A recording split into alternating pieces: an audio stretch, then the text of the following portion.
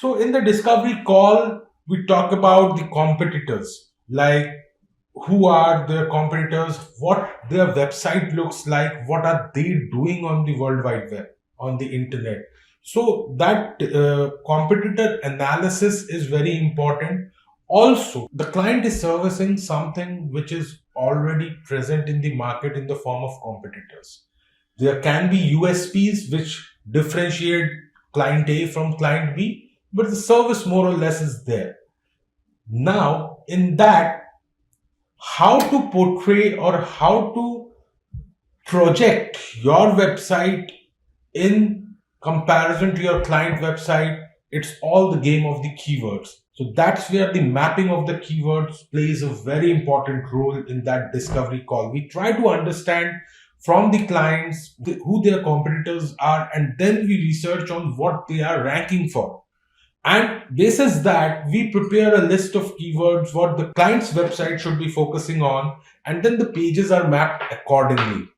Once the pages are mapped, then we also side by side we try to understand what are the client's goals from that website, why they are building the website. Is it just for the presence on the internet, just to give a face to a name, or does it have some deeper value and intent of that website build process? Right. So business model understanding, client goal understanding is very important, because that helps us to ideate, conceptualize what could be a better solution for the client in terms of design aspects, in terms of content that should go in terms of the website navigation, the flow, everything. So this discovery and strategy call is very important that upfront we do. And also, once this everything is done, once the competitor analysis from our end is done, once we map the keywords, then we build the site structure. Now, without the structure, without the blueprint, the building cannot be built. So similarly, without the site structure, without the site map, the site cannot be built. How the site would flow, how the links would flow internally, that all is there in that blueprint called site structure. So that discovery and strategy call is the foundation. So Payel, I'm sure this you would also agree that this call is one of the key aspects of our journey with the clients. And apart from that, also there would be certain points. There are certain points rather which we focus upon. And I would just like you to take up the next point.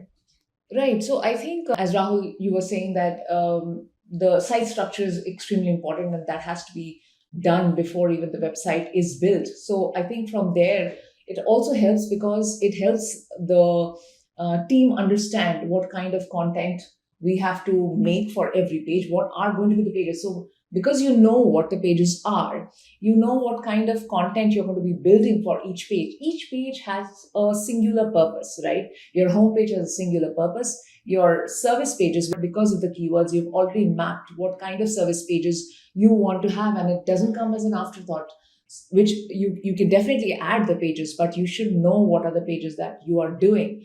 And then you figure out from your keywords that the SEO team jumps in to tell you, okay, this is going to be the structure of the page based on what your competitors have done.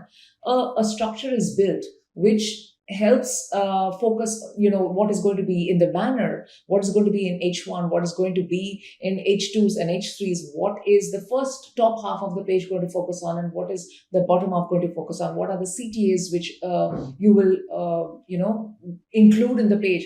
What is the page supposed to tell your audience who's landed there?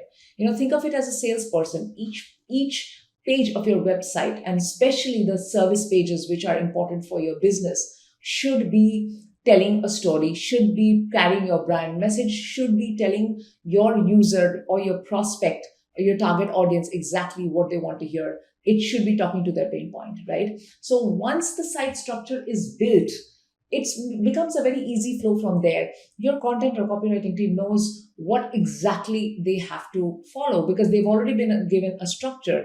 And from there, you finish your content. Because every page has a defined goal and a CTA, it becomes much, much easier developing the content. And it's not, we are just putting in content as a placeholder.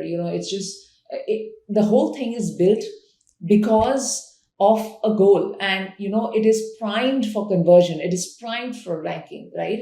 uh, Later on, when the SEO team steps in to do their work, your pages are already optimized, right? The basic foundation has already been done, and you don't struggle for changing the structure of the page later on, changing the structure of the website later on, right?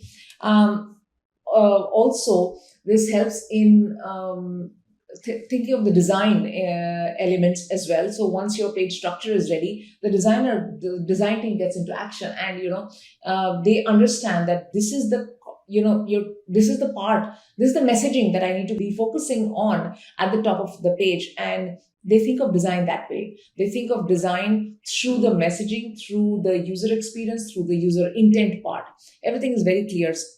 And then we move to the design phase where they create the mock-up, the and where which is basically a bare shell layout of how your website is going to look at. So the mock-up is created, and then it's a conversion focused layout which has already been designed. So the designers follow the same layout later on to go and design the process. So once the mockup is done, we actually send it to the clients for approval. If they are okay with the structure and layout of the mockup, it goes into the design phase, and designers then design the page, where there are revisions possible.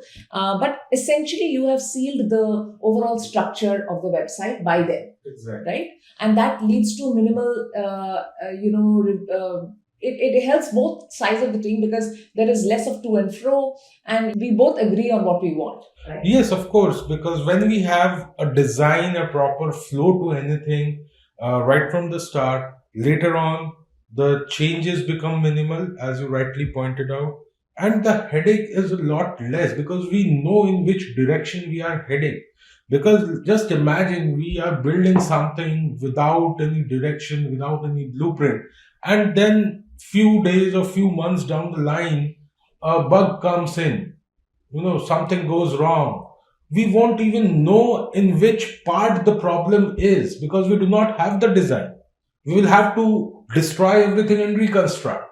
So this all cuts that chase and helps us focus on the things that actually matter. And once the design is locked, once the design is finalized, comes the important phase of development. Because ultimately the website needs to be developed, right? Till now, everything was going on in the back end. Now it's time to come to the forefront, make the presence felt, and that's where development comes in. So development involves SEO optimized codes. We prefer on keeping codes to the minimal because ultimately, unused codes or codes which could have been done otherwise lead to slowing down the page.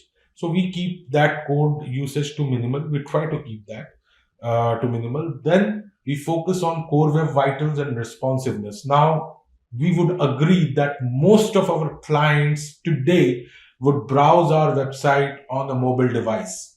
So it's not only important to optimize our website design based on a desktop or on a laptop. It's equally important to optimize our website for a mobile device as well.